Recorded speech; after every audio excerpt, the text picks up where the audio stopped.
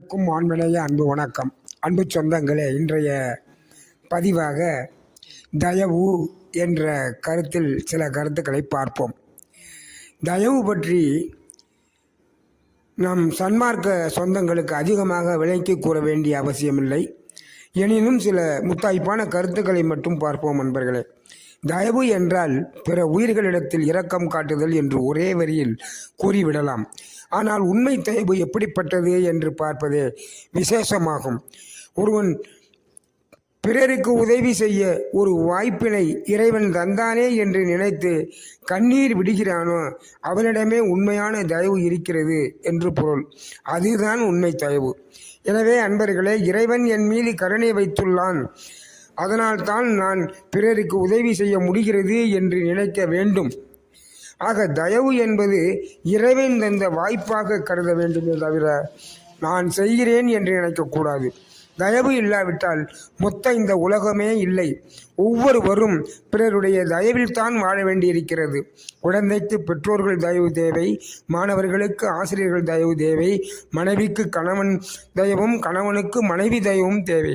மொத்தமாக சொன்னால் மனிதனே தயவின் உருவம்தான். தயவு இல்லாமல் மனிதன் இல்லை, மனிதன் இல்லை எனில் தயவும் இல்லை.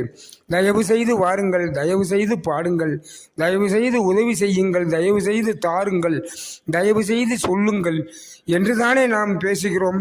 எனவே தான் நம் பெருமானார் தயவை மையமாக வைத்துள்ளார்கள். தயவால் கருணையும், கருணையால் கடவுள் நிலையையும் அடையலாம் என்று போதித்துள்ளார்கள். எனவே தயவு சாதாரண ஒன்று அல்ல, அது கடவுளை காட்டும் அருள் நெறியாகும். ஆனால் இன்றோ தயவானது பல தவறான வழிகளில் பயன்படுகிறது. அவர் தயவு உடையவர், அவரிடம் சென்றால் எதுவும் கிடைக்கும் என்பது தவறாகும்.